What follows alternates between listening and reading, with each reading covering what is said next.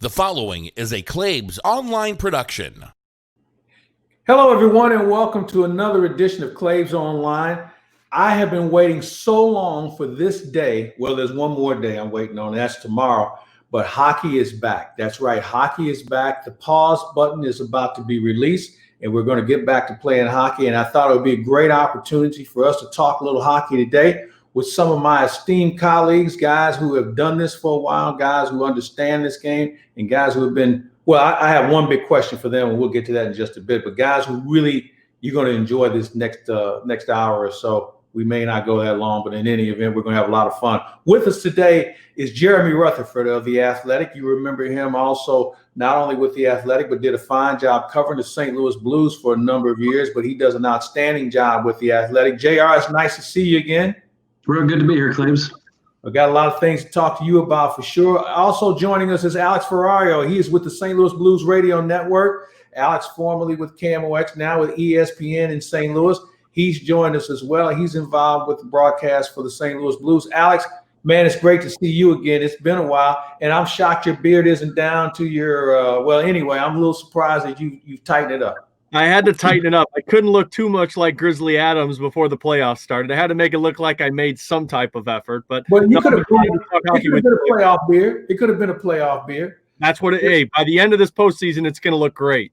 Sounds good to me. All right. Last but not least, our good friend, former National Hockey League goalie. You can watch him as an analyst on the NHL Network. Kevin Weeks joins us.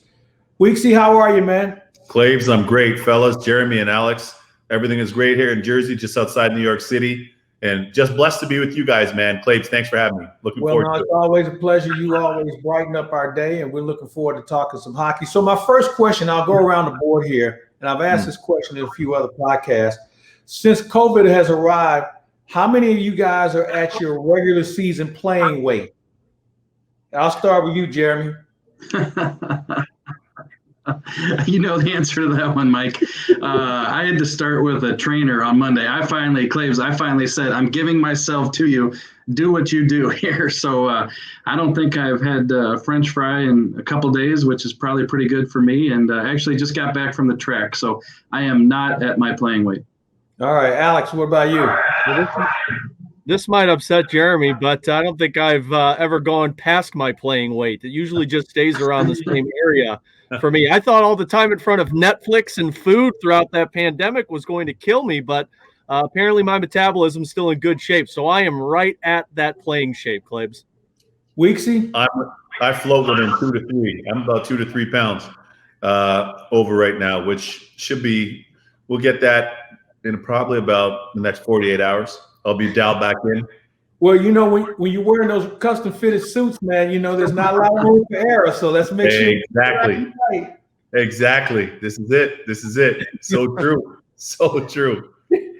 All right, fellas, with the pause button about to be released, is there a team that's going to have an advantage here when we come back? Because everybody can say we've got all our injured players back, but we're going to have some teams that are going to have a decided advantage because everybody's going to be healthy.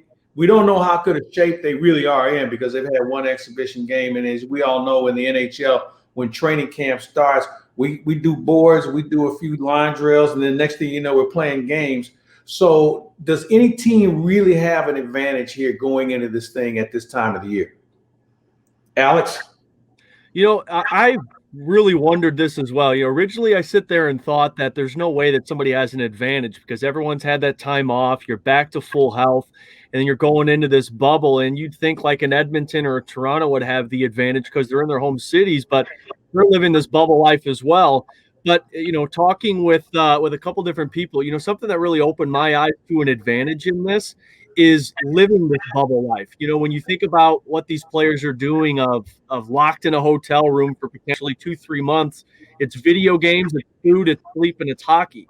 Now, some teams that have a lot of veterans, that might be rough because they're thinking of their families at home, missing their kids, missing their wives. But a lot of those younger teams that just have a bunch of kids, I wonder if they have an advantage because this is normal life for them, right? Hockey, video games, sleep, food. So that's the only advantage I can see of people that can acclimate or teams that can acclimate to this bubble life faster. But other than that, I'm not sure if there's an advantage in the play. Kevin, what do you think? Because this is new to everybody. But I got to think that somebody might have a slight advantage, and I think it's all about being motivated as well. Yeah, no, absolutely. I'd start off with, teams like the Blues, the Bruins, Pittsburgh, and Washington, because those teams have played a lot of hockey, and they have played a lot of hockey, but they've also all won cups. And one of the things about winning is when you have players that have won and experienced players that have won, and that have played internationally, that's invaluable. So to have Ovi, to have Nicholas Backstrom, to have Crosby, Malkin, Chris Letang, in the case of the Blues, you have everybody healthy. Tarasenko's back. You have that wisdom that you have from Pietrangelo on the back end. Jordan Binnington's healthy. He's a year wiser. You can lean on a lot of those players in that experience. And the same thing for the Boston Bruins. You have Chara, who's healthy, who's an older player, still in great physical shape. Patrice Bergeron, their ace down the middle, he's able to be healthy. And my point with that, with those 4 teams specifically, is those guys are winners. There's a lot of Hall of Famers in their group, and they're not getting any younger either. And they recognize this opportunity. So that's why I have my eyes set on those 4 teams specifically for those reasons. And I feel like it's advantageous to them. Jeremy, Kevin makes a great point about guys with mileage. A lot of guys get worn down, but now that they're fresh and they understand what it's like to be on the road, those teams Kevin just mentioned, I think, have a little bit of an advantage compared to the young guys who are just glad to be there right now. I like both of their points by Alex and by Kevin. What I would add to that is that you looked at how things were shaping up, and you had the St. Louis Blues and the Boston Bruins. Let's throw in Washington and Tampa, playing good hockey. I think they were at the point, guys, where they were starting to find their groove and use that experience that Kevin talked about.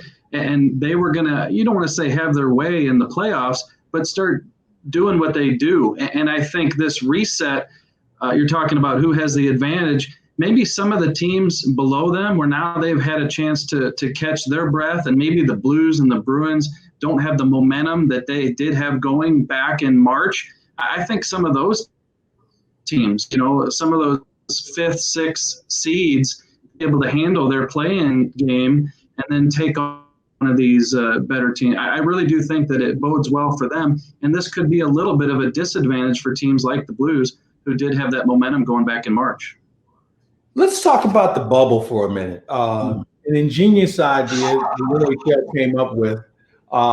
And I know there's been a lot of back and forth about being isolated and the security, but the NHL, I think, has done an incredible job leading up to tomorrow, getting everybody on the same page, nobody testing positive, trying to make it as homely as they can. And I know some teams have gone one step further, trying to make sure players don't disconnect from their families.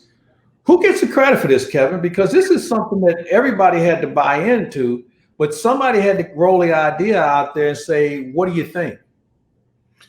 Yeah, that's a great question, Claibs, because there's a lot of people that can take credit. I'll start with Commissioner Bettman, Deputy Commissioner Bill Daley. And right from the outset, they said, hey, listen, these are different times, so we have to be open to doing things differently. We have to be flexible. Everything isn't perfect. And with that comes an open-mindedness to being a little bit more creative, as we were talking about off camera. Also have to credit Donald Fair, but really not as much the executive leadership per se at the NHLPA, but for some of the players that they have at the NHLPA that stepped forward, that were a part of that return to play committee. And for them to be open-minded, for them to be innovative, for them to really think about a lot of the needs and wants of the players, and almost really curate this to the players. And by that, I mean literally down to having league-branded hand sanitizer, wipes, family pictures of family members and loved ones in everybody's room, everybody's hotel room, having lounges for players to hang, to be able to spend time, be it play ping pong, be it at BMO Field in Toronto, for example, the home of FC Toronto in the MLS, to be able to play kickball, spike ball, have different recreational activities. And of course, a lot of these guys are gamers, as you just talked about, Alex. So having gaming lounges for these guys and areas to chill and play pool. So all that was taken into account, in addition to all the health and safety elements, fellas. I'll kick it over to you. But there was literally no stone unturned from every player that I've spoken to so far. Well, the only thing they were short on, they didn't have a good chicken wing place, so somebody could put up a reservation for it. Other than that, it sounds like they have a pretty good setup going. Lou Williams. Oh man. Hey, Jeremy, in that situation, obviously NHL was very security conscious. They tried to make every accommodation they could. If there's going to be a leak in this boat, where would it come from? Well, I think that it would have come from the younger players, and I think it would have come during the training camp phase, and we just didn't see that, Mike. I think a lot of people were questioning the discipline of some of these players, and the players that I spoke to with the St. Louis Blues, they said, hey, look, the veterans, they said, we told these guys how important this is, and we feel like everybody's on the same page. And, you want to believe them, but you think, these guys like to hang out and have fun too. But to see the 2 weeks that these teams were in training camp, that you had 2 positive tests the first week and 0 the second week is just absolutely phenomenal. Everybody deserves credit, from the veterans, laying down the law, to the younger players listening, to the league organizing this whole thing. It's amazing that they were able to get to the bubble as clean as they were.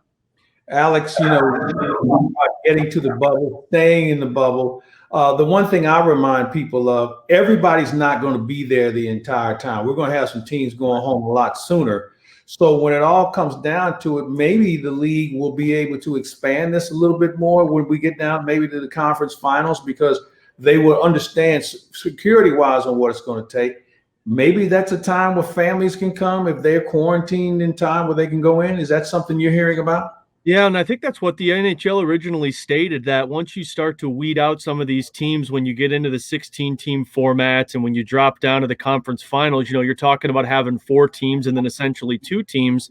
And I think from what I remember them talking about, the conference finals were the area that they've talked about of, when you get to this would be the opportunity for these teams to have their wives, their girlfriends, their kids. I believe it's yeah, maybe both, if you can find a way to put them in different rooms. But I think that's their moment, they said, to where they're able to bring in close family members to this bubble so that they can have that support system. Because, of course, the NHL knows that 2 to 3 months is a long period of time for these guys to be away from their family, especially the ones that have younger kids, like a lot of the St. Louis Blues players do. He's Alex Ferrario. Jeremy Rutherford from The Athletic is with us, and along with Kevin Weeks. We're going to take our first break. Stand by. We're going to come back and talk about the East and Western conferences. We'll be back after this. Jimmy, what are you doing? Hey, Danny, I'm celebrating. Baseball's back and mortgage rates are in the 2s. That means you have to go to Ryan Kelly, thehomeloanexpert.com.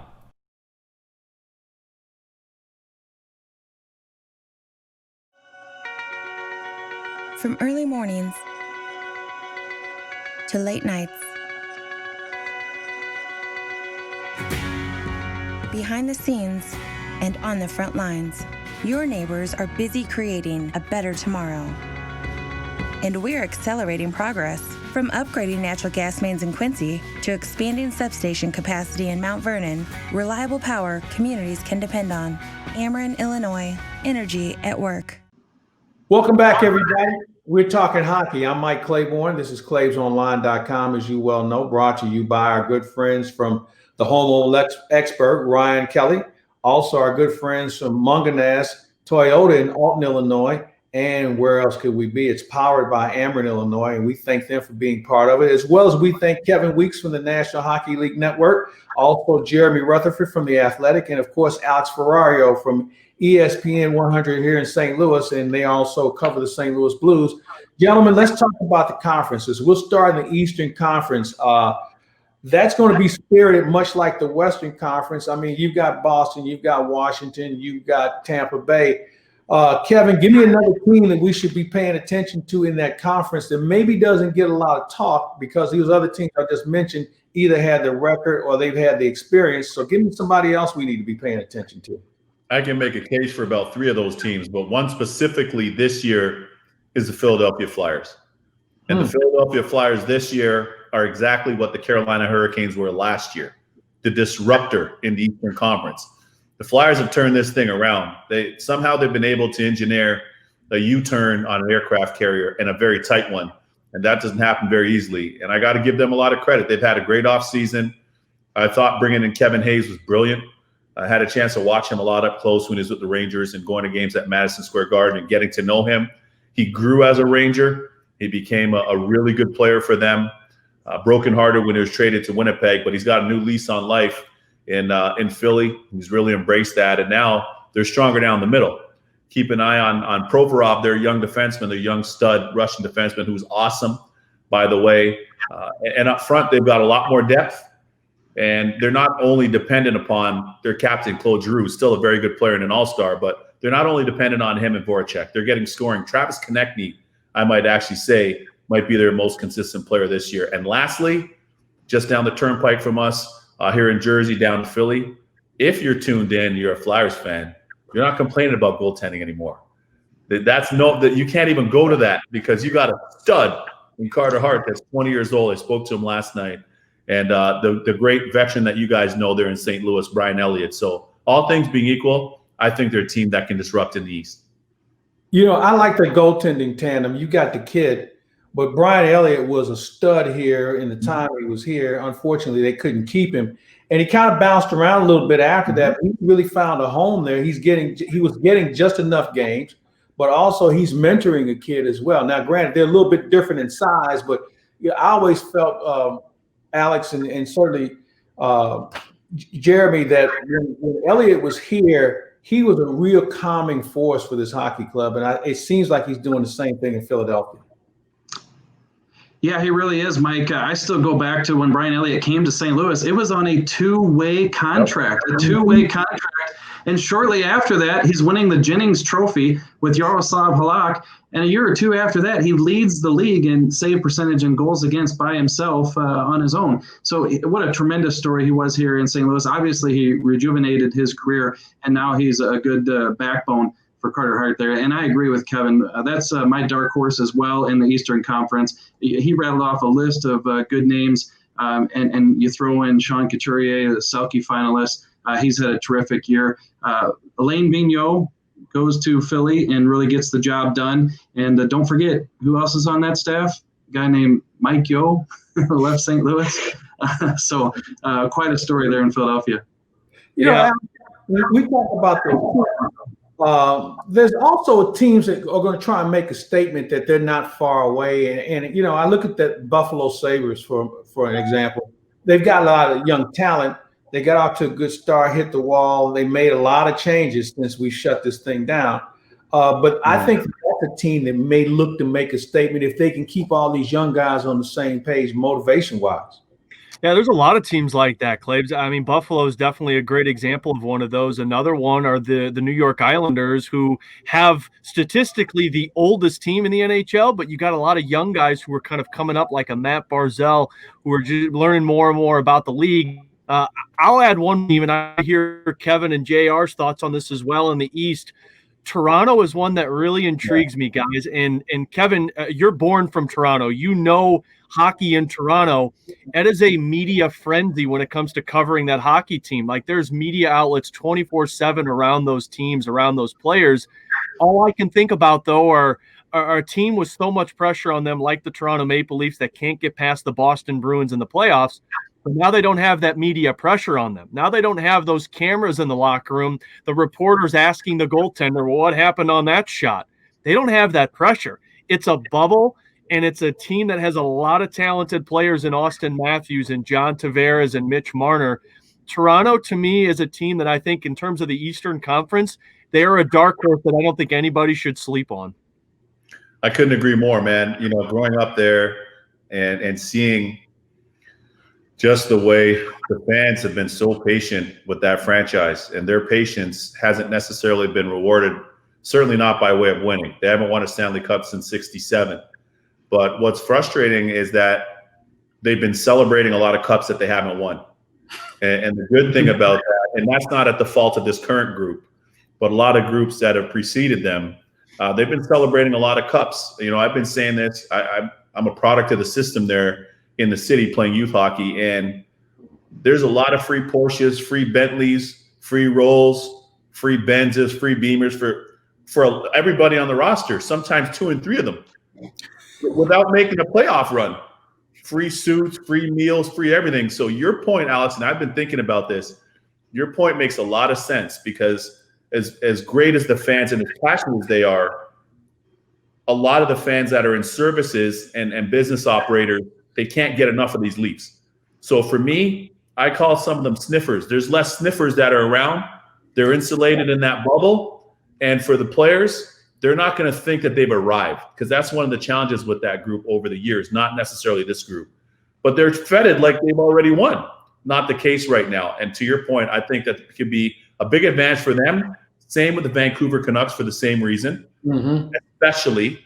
And then the same thing for the Winnipeg Jets, even still. Hey, I want to go, it's interesting, Alex, you bring up a very interesting point about media coverage and the lack of, and it's even challenging for people who cover it on a regular basis like yourself as well, Jeremy. How much of an impact do you think that's going to have on guys who are used to that throng of people coming in and reading about this and reading about that? Is it going to be less of a distraction where they can zero in on it, or are you having a generation of guys who are starved for the attention that they get, and so now they go to social media and dig a hole for themselves that they won't be able to climb out of?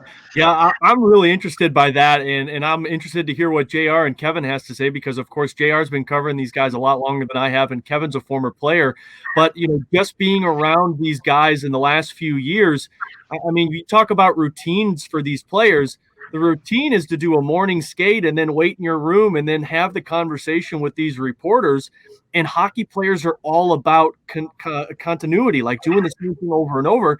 I wonder if that takes them off their groove. They're still doing their media preference or their media press conferences, but it's over Zoom. It's not talking and joking around with some of the reporters in the locker room. So I really wonder if that takes a lot of these guys off of their game. But then you think about the teams like Toronto that I mentioned, and then another one like the Edmonton Oilers with so much pressure on them at all times. Is that a sense of relief where they can go to play hockey, they can do their Zoom press conferences, and then they can eat and they can relax and enjoy themselves rather than that pressure that's always on them? Mike, having been a longtime sniffer in this league and going to these locker rooms, I've never witnessed anything like I witnessed last year during this Blues Stanley Cup run. I mean, we are just talking hundreds of media and elbow to elbow inside the locker room.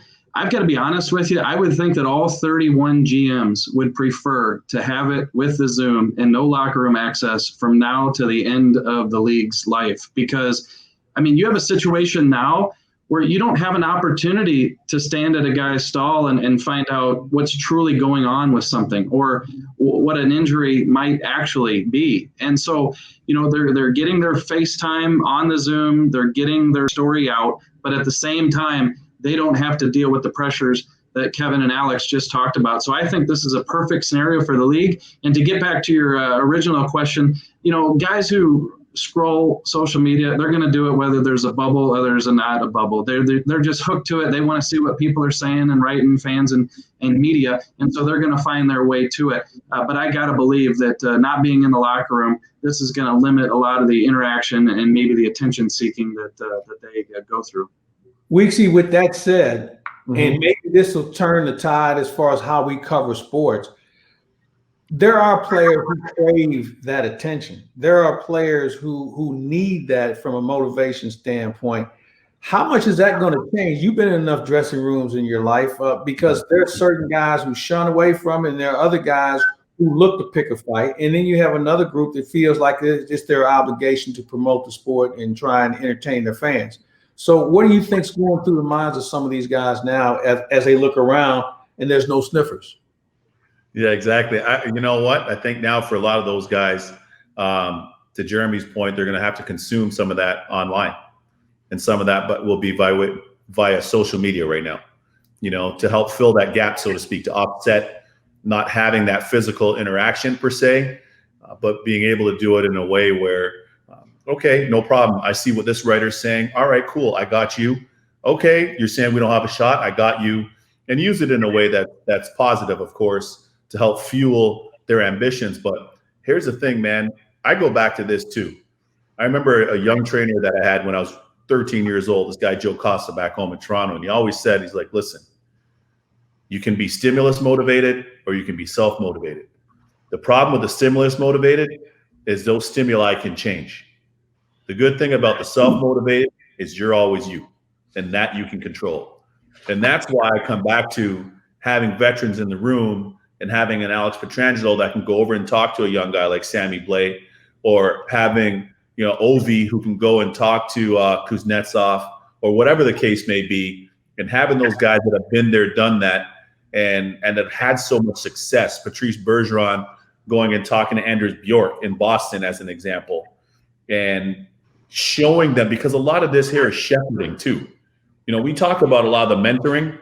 There's going to be a lot more mentoring going on now than any other Stanley Cup playoff scenario, because there's so many variables. Yeah. Like there's tons of that in the playoffs in general. But now with all the variables that you have, especially this being one of them, you're definitely going to see a lot of those guys sometimes with velvet gloves.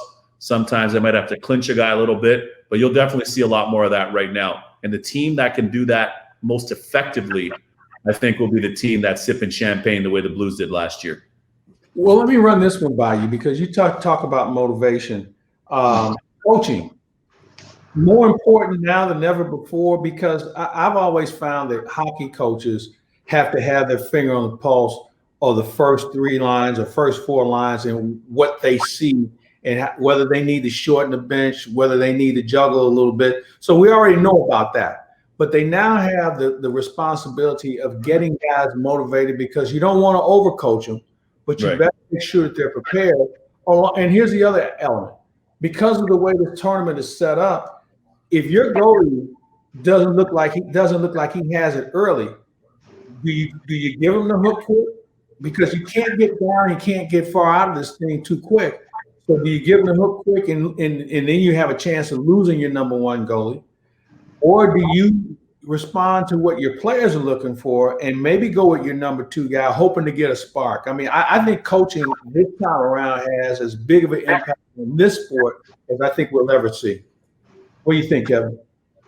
I couldn't agree more. Yeah, I think coaching right now, because now more than ever, you're coaching the individual as much as you're coaching the player.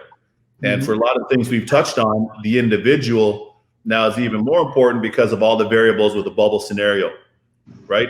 So not being at home, not being able to see mom and dad, not being able to see your kids or take your dog for a walk, all these different human variables that are in play. So a coach has to be able to pick up on that. If a player's body language looks a little bit down in practice, go skate up beside him. Hey, man, you doing good? How you doing? You all right?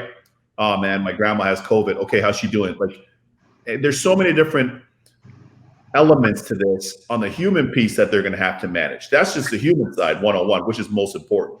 And throw in the assistants and how important they're going to be. Totally. Coach a lot of times. Absolutely. Yeah, they are paramount. They are paramount to see a lot of those little things, pick up on some of those nuances in the body language, or, be conscious of maybe somebody's got a pregnant spouse that's maybe in the last trimester. All these are different things that come into play. And I'll hand it over to you guys here. Hey, in these short series, I don't care who you are. If I got if my number 2 is awesome and he can go in there and kick, you ready? All right, man, no problem. That hook's going to be that's going to be real short. You watch and see. Quick. Guys will get the gong quickly, because that's out of 5. Like, that's a game changer in 5-game series for sure. You know what I mean? What do you think, Jeremy? Yeah, no, I agree. And you guys touched on it, but I think the coaching is going to be different for obvious reasons. I mean, this is something like we've never seen before. But not only are you going to have to coach on the ice, is Jordan Binnington getting the job done? Is he not? Do I need to go to Jake Allen or not? But what Craig Berube's been successful with in his 1.5 years with the Blues is having a pulse for the players. He knows what they're going through. He knows what they need. He knows what they want. And that's going to be even more needed now with them going through these extenuating circumstances. So you touched on it. The assistant coaches, look at that staff. Steve Ott, Mike Van Ryan. These are young guys that played in the league and played relatively, recently. I remember when Steve Ott became an assistant coach with the Blues, I counted up the number. He was teammates with 19 out of 23 of the guys on the roster. That number has dwindled now, but it was at 19 at one point. What does Craig Berube do when he needs to find out what's going on with the team? Steve Ott goes and sits down next to Alexander Steen in the locker room and says, what's going on? And he tells him. And Steve Ott goes back to Craig Berube and tells him they've got a great situation here in St. Louis, and I think now more than ever, they're going to need to have a great pulse of the players. Alex, when you have a situation like this, in the Blues, I think, are the ideal situation where you didn't make a lot of changes in the offseason. You kept the band together for the most part. And when I look at Boston and I look at Washington and some other teams who are longer in the tooth, I think that those coaches really have a decided advantage because they have a real finger of the pulse of these guys because they've been to war with them. They may not have won, although Washington has won. But those guys really understand what it takes, especially at this level. And with the short hook, as Kevin brings up, that's something that they could probably weather better than maybe one of these younger teams who thinks they're ready to go. Yeah, and especially in the Blues case, guys, I mean, it's thinking back to those conversations last year that we heard from the players and the coaching staff, it was all about communication. Like the players truly appreciated when Craig Berube would pull them into the room and say, hey, look, this isn't going right now. We're going to sit you down for a game, get your head right, you'll be back in. And then you saw success. Zach Stanford is a perfect example of that. Mm-hmm. So the teams that truly do feel like they have an advantage are those teams, guys, that didn't have a lot of layover in the offseason or in the regular season, that have the same rosters like a Blues or a Capitals or a Boston Bruins, but the coaching staff as well, because those players are comfortable enough to have the open conversations with their teammates, or the coaches are to have with those players, rather than what it was last year at the beginning of the season where Ryan O'Reilly didn't know if it was his place to talk or a Pat Maroon didn't. These guys are all open with each other. So I think when it comes down to the coaching staff and that advantage, I think all of you nailed it on the head, because the fact that those guys and the coaches can communicate so openly with the players respect that, and they're willing to buy in immediately to what the coach is talking about. We'll wrap up the coaches segment here with this question to you, Kevin. Being in the National Hockey League as a player, every coach has X amount of speeches in his pocket. We're in a situation now where we're in a full-fledged sprint. How important will those speeches be, and how important is it for those coaches who haven't used all their bullets when it comes to speeches to be able to prepare and maybe reconfigure something? Because some players need it, other players just want to play, and other players just look at each other and just wonder, why do we need it? And yeah, okay, that's a great idea. So where do we go here on the motivation point with regard to those speeches? And I guess we all remember Craig Berube's final speech in Game 7. I know everybody was excited. They wanted to, as we say, I would have went out and played with him. Right. But as a player, there's only so many of those you really digest in a season. Be real. That's the key. Be real. You have to be real. And see, this is where guys love Chief. This is where guys love Rick Tocchet down in Arizona, because those guys played, but they're also cool in their boots. They're not trying to flex. And you got a lot of other guys at times that want to over flex. And guys are like I played against Craig Berube, the Chief. I knew how tough he was. I played against Rick Tocchet. I knew how tough Rick Tocchet was. I played with Rod Brindamore. I knew how good of a player, and I think a future Hall of Famer he will be. And in saying that, those guys are three of the most authentic guys. 3 former Philadelphia Flyers, I might add, earlier in their careers. But those guys are all authentic people. They're not walking around fake flex and diesel out. No, they treat guys properly. And as tough as they are, and as long as they've played and as hard as they are, they're great people. And the players respect that. So if and or when they have to turn the dial a little bit, the players are like, oh, cool. That's cool, man. That's cool. Because they don't go to it too often. Those guys are very discerning. If anything, they're softer spoken than you think they would be based on their playing persona, which I think has really served all three of them exceptionally well behind benches as head coaches. Well, when you look at the penalty minutes behind Berube's name, you have to wonder, does he have one more knockout punch left? And you don't want to put that on you. So I think that's a very good point. I think the Winnipeg Jets were a little worried he had one more knockout punch in them after the series last season. That's so true. Hey, fellas, let's take a break. We're going to come back and look at the Western Conference and certainly the St. Louis Blues and get some predictions when we come back after we take this time out. From early mornings to late nights, behind the scenes and on the front lines, your neighbors are busy creating a better tomorrow. And we're accelerating progress, from upgrading natural gas mains in Quincy to expanding substation capacity in Mount Vernon. Reliable power communities can depend on. Ameren, Illinois. Energy at work. Jimmy, what are you doing? Hey, Danny, I'm celebrating. Baseball's back and mortgage rates are in the twos. That means you have to go to Ryan Kelly, thehomeloanexpert.com.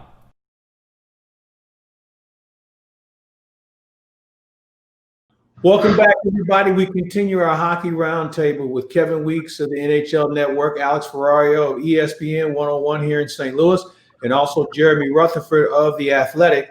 And gentlemen, let's take a look at the Western Conference. When I think of the Western Conference, I not only think about it in the National Hockey League, I think about it as being maybe the deepest conference in all sports. The NBA can roll out some pretty good teams in their Western Conference, but when you look at this one, with the size, the youth, the speed, the physicality they can exude, and the coaching, this is going to be a last survivor here. I mean, there are going to be some people that's going to get knocked around pretty well. At least I think they will. Give me your thoughts on the four teams that you like, and give me a team on the outside looking in that can make it dangerous for anybody they play. I'll start off with you, Jeremy. Yeah, you look at these top four seeds, and these are teams that the Blues struggled with a little bit this season. So even though the Blues were atop the Western Conference with 94 points, they lost their last two games to Colorado during the regular season and gave up 7 goals, 5 goals. Jordan Binnington, who everybody likes, got yanked from both of those games. So Colorado has given the Blues fits, and Nathan McKinnon is obviously going to be healthy. Who can forget the game in Vegas? Zach Sanford, 4 goals, and the Blues lose that one. So they've had trouble with Vegas. They have played well against Dallas. So you look at these top 4 seeds, I think that'll be interesting as we watch the round robin. You look at some of those other teams. I do think there's going to be some upsets. You look at who's going to come out of that play-in round. Edmonton, they're not going to have an advantage playing at home because of the fans, but they're still in their home city, and they've got a couple outstanding players, as we all know. You look at Arizona. They've got a situation with their GM, but they've played some good hockey, and under Rick Tocchet have owned. He must have some secret information there on how to beat Craig Berube. They've owned the Blues under Rick Tocchet. So I think some of those teams, but I just think you're going to look at one of these play-in series, and a team that you don't expect is going to get some momentum, win a series, and give a challenge to somebody in the first round. Alex, who might that be?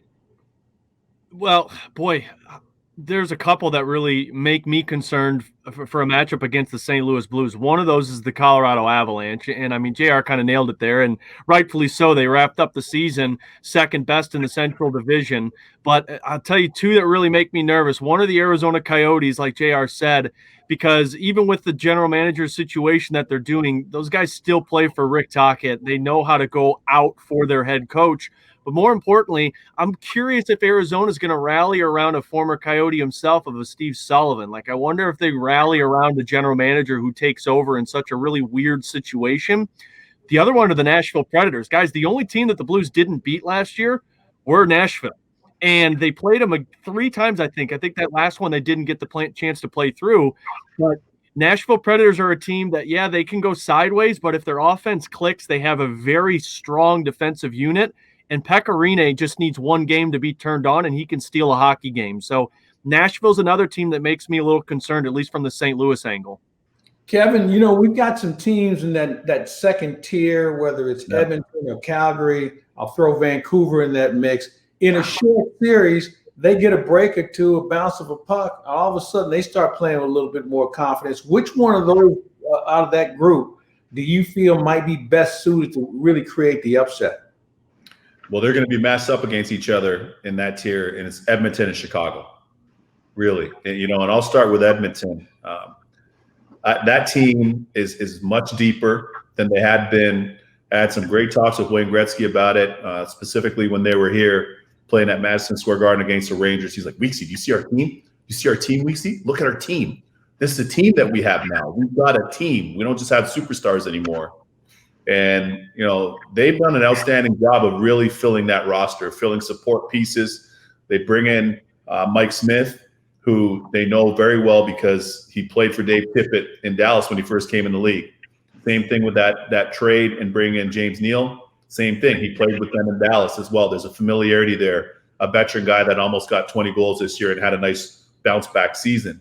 But the youngster, Kaylor Yamamoto, coming up, their first round pick from 2 years ago, who's really solidified that second line alongside Draisaitl, who is going to be the league MVP. If not him, it'll be Artemi Panarin here with the Rangers. But also, if you look at the Oilers in general, the blue line is actually deep. This is my 11th year in TV. That's always been their sore spot, their Achilles heel. Yeah. And it isn't anymore. It's a position of strength to the point to where they now have a youngster, Broberg, that young defenseman who's the young Swede who's up with them now. All that to say, best power play in the league, one of the top 5 penalty kills in the league, so special teams are money. But listen, I just painted that Picasso for you. Now I'm going to pull out a little bit of charcoal on the easel for a little sketch. Don't count out the Chicago Blackhawks now. Yeah.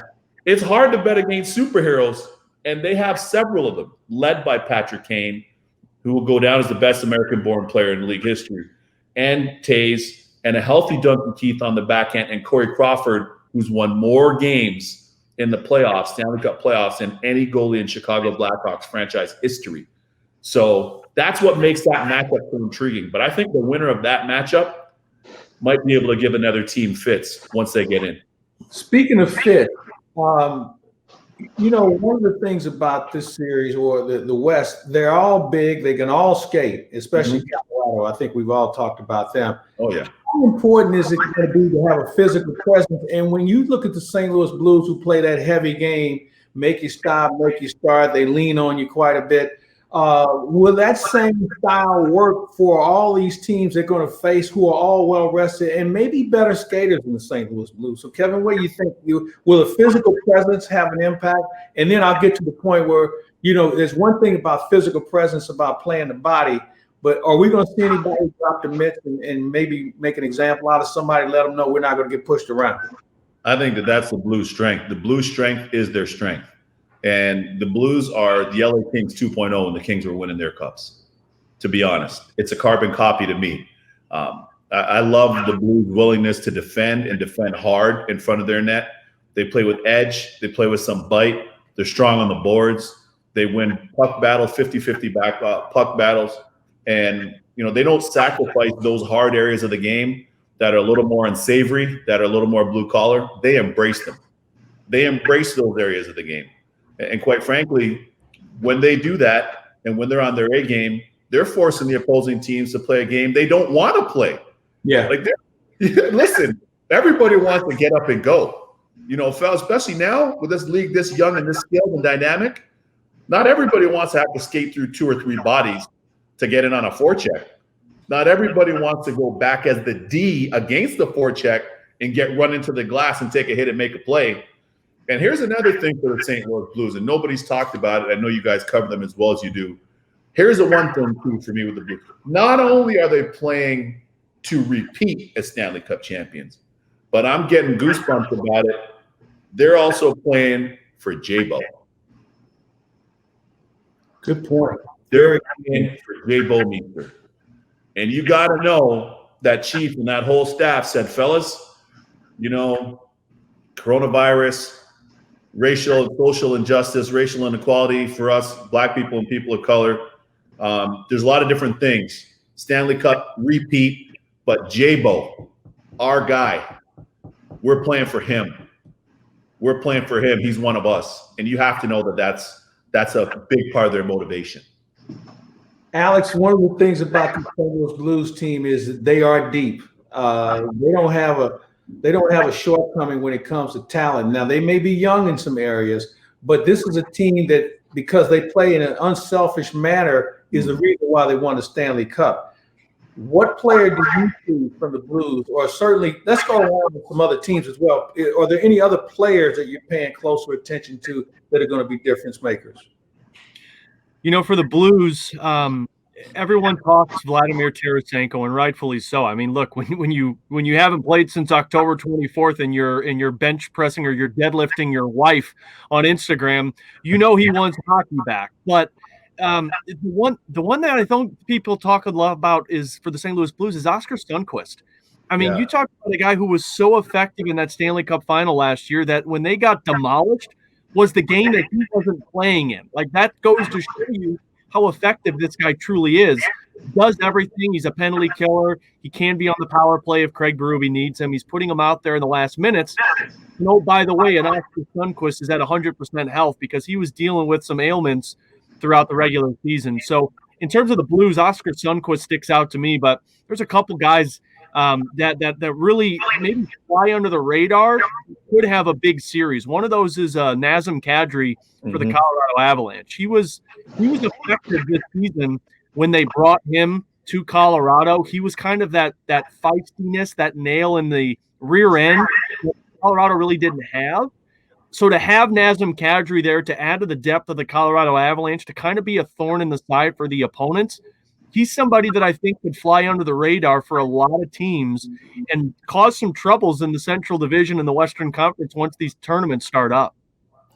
Jeremy, I'm wondering, as I said, with the short series, will we have some guys that will drop the gloves and go? I mean, I know everybody thinks Kachuk and Cassian might want to do it, but I mean, they can always use the excuse, well, it's the playoffs, I can't take a penalty. But will you see a team that feels like this is the best way we can get everybody's attention? Well, if any of these guys had to do their kids' Zoom classes and take them through a couple months of school and have the same pent-up frustration that I have, I think they will see some gloves drop when the playoffs start. I know I'd like to drop them with somebody pretty soon, but I just don't see it. I mean, you're going to have to – I just don't see it, especially these play-in rounds. It's 5 games. I mean, everything is going to matter. You fall down 2-0, you're in a hole. How are you going to pick your spot? I think teams like the Blues are just going to have to be strong on the forecheck, which we did not see in last night's exhibition game. And I'm going back a bit here, guys, but I'll make the point that last year the Blues – they used the body, they played physical, they were strong on the forecheck. And because it was the end of a 9-month season, teams are already wore down. The San Jose Sharks, by the end of that series, they knocked Carlson out of there, Pavelski, everybody was dinged up. I remember that game late in the series against the Sharks. What, they have about 13 guys on the bench at one point? So that's what's going to be different is, as you said, Mike, earlier, these guys, these teams are going to be rested. So the Blues might throw a punch, and they're used to the other guy, backing off, throw 2 punches, throw 3, in terms of the forecheck. That's not going to work this time. I think these teams are going to be able to absorb that forecheck from the Blues, and they're just going to have to keep coming at them. But as far as the fisticuffs, maybe here and there, but I don't see that being a big part of it. Damn. I could see it from somebody. I see the longtime beloved former St. Louis Blue, Ryan Reeves. Yeah. I see Sheriff Reeves will be out there legislating and conducting his on-ice security, as I like to say. And by the way, that might be the best fourth line. That line and the Islanders' fourth line, too. The Islanders' fourth line's money, but when they're all healthy. But that Reeves line is money as well in Vegas. And I could see him just trying to serve some notices out there and put people on notice for sure. As long as Ryan Reeves blows a kiss to somebody, I am all in for that. Like, just give me so good. Here's the thing about Reeves in that fourth line you mentioned, Kevin, and you and I have talked about this. Their coach trusts them. They're not going to take a bad penalty. They're good skaters, and they can score the occasional goal, and they can also draw a penalty as well. And the Blues we saw last year with their fourth line did the same thing, where they could draw a penalty and they could be trusted. Craig Berube could run them out there for 12 minutes a night if he needed to make sure that he was giving other guys rest. And I think this year, fourth line teams who roll 4 are going to have a distinct advantage because of the fact that everybody will be rested and you don't have to double up a guy as much as you need to. And if you do need to, he's going to be able to take it at least maybe by the second round. That first round, there are going to be some guys that might still be gassed a little bit. Oh, I totally agree. I think that makes a huge difference, guys. If you get that fourth line able to get on, and not only get on and get in the offensive zone, and they just play keep away and cycle that puck and hem that opposing team into their D zone and work that cycle game, maybe get some chances down low, get some shots from the point with some traffic and disrupt. The good thing about that is, number one, they're generating ice time. You're getting possession, number two. But lastly, here's the thing, as you just pointed out, Clay, you're wearing down that other team. And one thing that we're going to look for here is some guys might be nicked up early too, since this is a 4-month pause. It might not all come out publicly, but some guys might be nicked up and early groin tweak, hamstring tweak, all these little different things, core muscle tweak. And when you got your fourth line that can go out there and generate play and dominate play and win shifts, that changes everything for all the right reasons. No question. All right, boys, as we wrap things up, we're going to go around the horn here. Give me your finals teams. Tell me why they're going to be there. And aside from an injury, what would be their Achilles heel? So I'll start off with you, Jeremy. Yeah, I think that Colorado is going to be tough to beat, but I've done a couple predictions in the last week or so, and I like the St. Louis Blues. I do, and I haven't always been, quote unquote, a homer in that regard. But I think this is a team that what they went through last year, worst to first, they know what needs to be done. And I think they can win the Western Conference. On the Eastern Conference side, I know there's a lot of talk about Boston and Washington, but I'm going to go with Tampa Bay. We've witnessed in St. Louis firsthand how you need to be hardened as a team to get to the cup and to win a cup. And I think what they went through last year with the sweep and even some ups and downs, some turmoil this season, I think that team has been hardened a bit. So I like St. Louis and Tampa. And Mike, are you going to air this in St. Louis? Because I was going to go with Tampa as the Stanley Cup. You got to keep it real. Alex, if they don't win, what would be the reason why? So my finalists, I had St. Louis Blues as well. And like JR said, not to be a homer, but when you go through the projections, you go to a team that has been there before, a team that can go through the battles. The only way that I don't see St. Louis making it to that point is because of an injury. And, I mean, look, last night we saw two guys leave the ice. Luckily, they came back, and Sammy Blais and Carl Gunnarsson. These guys have played a lot of hockey despite having 4 months off. So I had the St. Louis Blues going to the final. I have the Washington Capitals going to the final. I mean, they, to me, are a very dangerous team when you think of the fact of them winning a Stanley Cup and then, making it as far as they did last year, but then getting bounced and having that extra time to rest. No. They didn't do any turnover. I mean, they have the same roster put together, the same coaching staff. Their goaltender's a free agent. So if you ever think Braden Holtby's going to play well, this is the free agent year.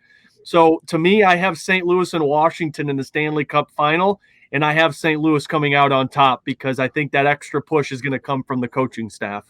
Great points, fellas. I'll end on this. I'd say in the East, I've got Washington for all those reasons. Also, stylistically, Washington, not dissimilar to St. Louis, plays a power game. And my guy that I'm scouring the world for, if I ever run an NHL team, is the next Tom Wilson, even diet Tom Wilson, even low-calorie Tom Wilson. He is the X factor. I love Tom Wilson playing with Ovi, Mr. Wilson. Guys see him coming on the ice and they change. And so effective. He showed it last night again. And he's way more skilled than people know, skates better, sees the game. There's a reason why Ovi wants to play with him, by the way, and why they play together. So all things being equal, Washington plays with jam too. They're not a soft team. So stylistically, I think them and the Blues are very similar in that respect. The one thing I would say for Washington is I'm going to keep an eye on John Carlson. They said he was out yesterday. It was a little precautionary. I had some chats with their coaching staff, and they're very happy with where their team's at right now. The Blues, for obvious reason, I got the Blues winning the Stanley Cup. I do. I said that long before we got on the call. Provided everybody's healthy, one Achilles heel for me for the Blues would be scoring and timely scoring. Are things a little bit disrupted with Tarasenko being back? They shouldn't be. He's great. He's a great player. But all that to say, I got the Blues winning. But let me just put a little but in here, a little one. Claibs, since you're rocking that beautiful, fresh, freshly squeezed fruit juice orange that you're rocking right now, the Flyer, don't be surprised. I'm just giving you a don't be surprised if. I gave you my team. We've all given our teams, but don't be surprised if the Philadelphia Flyers don't make some noise in the Eastern Conference as well. You know, I'm on the same page as you guys. I love Washington for what they represent. And Weeksy, I couldn't agree with you more. It's amazing when you look at the great players of this game. They've always had a guy that can ride shotgun. Now, maybe if it was McSorley in Edmonton, Mario didn't really have one, and Kevin Stevens to a point. You know, when you look back, when you got a guy like Wilson who doesn't even have to fight that much, but everybody knows he's willing, and he is a good player. He's a better skater than people give credit for. I like the way they're put together, and Barry Trotz is a very, very good coach. With the St. Louis Blues, I agree with the scoring issue, which I always thought was an issue. But, you know, the Blues would say, well, we have balanced scoring. But there's a time in a game you're going to need somebody to go out and get one. Totally. And I'm concerned, well, if the Blues have a guy that can go out and get one and quit making the extra pass, keep the puck. You know, and that's one of the problems I think the Blues, I thought they had last night. They made too many cute passes. Go to the net, go hard. You're big, you're strong. You can get a deflection. You've got a guy like Ryan O'Reilly who doesn't have a problem getting in the jam. Shen is the same way.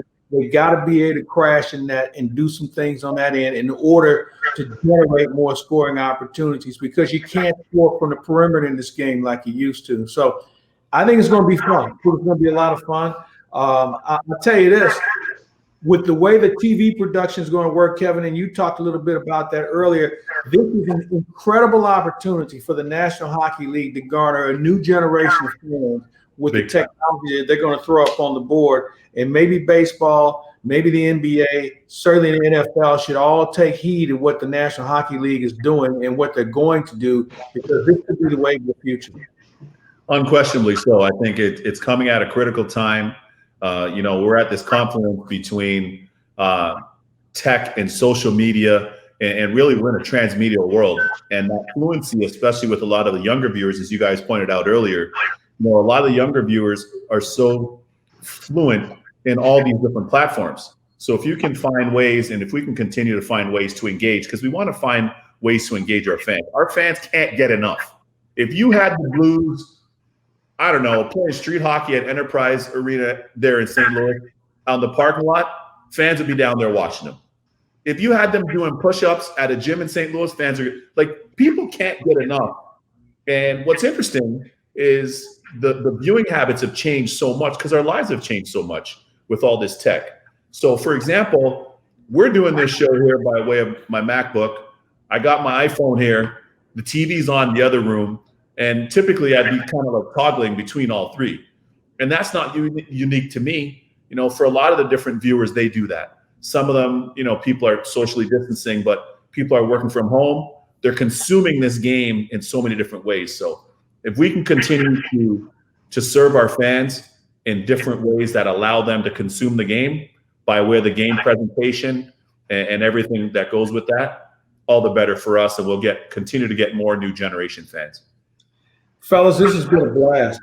Getting you guys on and us having a chance to talk some fun hockey has been a treat for me, because guess what? We're going to push the play button tomorrow. Nice. National Hockey League is back in action. It's going to be an incredible run. Kevin Weeks, National Hockey League Network, thank you so much, my friend.